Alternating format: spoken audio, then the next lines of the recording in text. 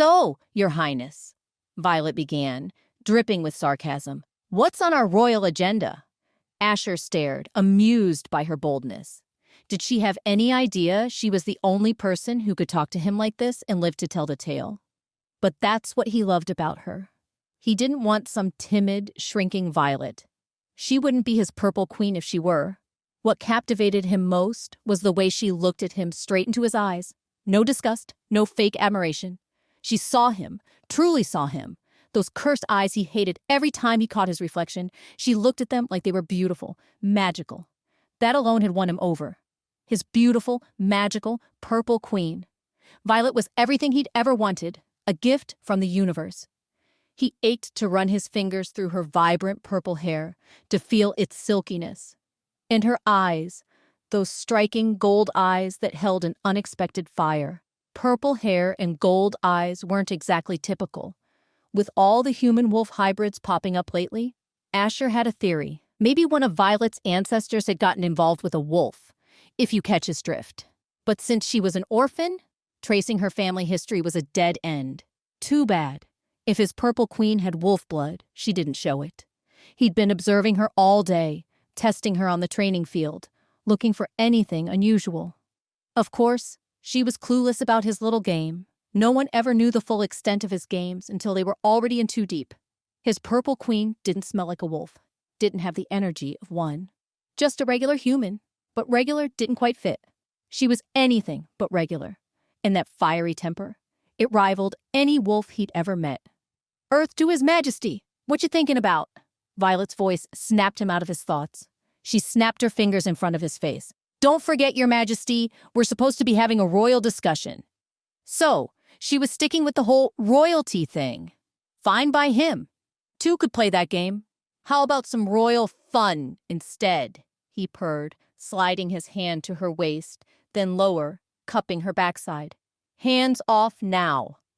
The playful tone vanished from Violet's voice, replaced by a seriousness that left him no choice but to obey. You're no fun, he teased, a grin playing on his lips. Then go find someone else to annoy. I'd be thrilled, she retorted, actually sounding delighted by the idea. That's the problem, Asher said, his eyes darkening as he held her gaze. You would be thrilled, and that's why I can't let you go. Violet's jaw dropped. You're crazy, you know that? He flashed a mischievous grin. Spot on. No doubt about it, he was completely and utterly gorgeous, and maybe a little crazy. Violet had no clue how deep the rabbit hole went, but she'd find out soon enough. Asher would make sure of it. Only then would he know if she was truly worthy of standing beside him, of wearing his crown. All right, Your Majesty, if you're so eager, Violet said, her golden eyes locked on his. Let's start this little Q&A. Pray, tell, what are your intentions with Autumn Carson? Asher stiffened. If there was one question he hadn't expected from his little purple queen, who suddenly seemed anything but little, claws fully extended, it was this one. He propped himself up on his arms, arrogance seeping back into his posture. Someone's jealous? Violet narrowed her eyes. Don't even try to change the subject. I see right through you, puppet master. He couldn't help but acknowledge her perceptiveness.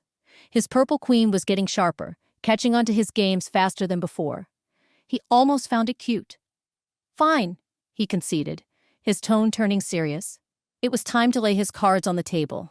There wasn't much point in hiding it, especially with her gossipy friend always lurking around. It was only a matter of time before she found out, if she hadn't already, judging by that question. The Alpha King can't have kids, Asher stated coldly, unable to hide his disdain. Some say it's just bad luck. Others think it's some cosmic balancing act by the goddess, with 4 superpowered wolves already running the show. If the Alpha King had an heir, any one of us Cardinal Alphas could challenge him for the throne and easily win. He paused, bitterness coating his words. But with no heir, the options are limited. Only one of us can inherit the throne. And to make things even better or worse, in my opinion, the Alpha King, in all his generosity, decided to give us a present. Venom dripped from his voice, his face twisting in disgust. A purebred female wolf, up for grabs, Asher spat. A prize to be won, like some kind of possession. And now, Autumn seems to think she owns me, owns all of us. Loathing laced every syllable. Violet remained silent, absorbing his words, her expression unreadable. The playful banter had evaporated, leaving a thick tension, a raw undercurrent of resentment directed at the Alpha King and the whole messed-up situation. "Well," she finally said, "I guess that makes you more of a prisoner than I thought." Asher let out a cruel chuckle. "Oh, that's where you're wrong, little purple." He cupped her cheek, his fingers curving possessively around her face. This time, Violet didn't pull away. Whether it was his words or the strange intensity of the moment, she was frozen. His gaze was intense, unwavering.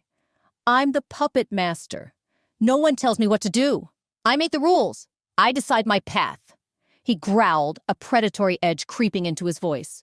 His thumb brushed her cheek, a gentle caress that contrasted sharply with the dark energy radiating from him. "And that's where you come in, my little queen," he murmured, his breath warm against her face.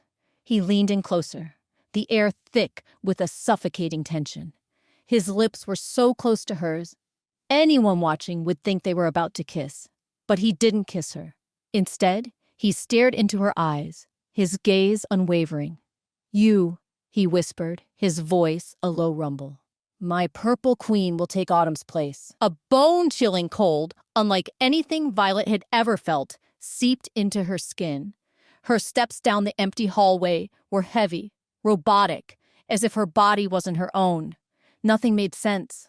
Her mind was a whirlwind of thoughts, colliding like waves in a furious storm. It felt like the world had been knocked off its axis, and she was desperately trying to find her balance. Her gut had always warned her about Asher, and now she knew she should have listened. "You, my purple queen, will take Autumn's place." Asher's words echoed in her mind, a haunting refrain on repeat. It was terrifying. At first she thought he was joking, just another one of his twisted games to get a rise out of her. But the dark, intense look in his eyes had told a different story, a deadly, serious one. "You're crazy!" she'd yelled, shoving him away and running. She hadn't looked back. She didn't dare. What was wrong with him?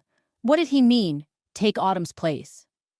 Autumn was the one chosen by the Alpha King. Taking her place meant challenging the Alpha King himself, a suicidal move. Violet, despite her recklessness, valued her life. There was no way she was going along with Asher's insane plan. Her first instinct was to run, to escape Lunaris and Asher's madness. Wait, that's not the end. You've just had a free taste. Now get the full story on the Pocket FM app, link in description.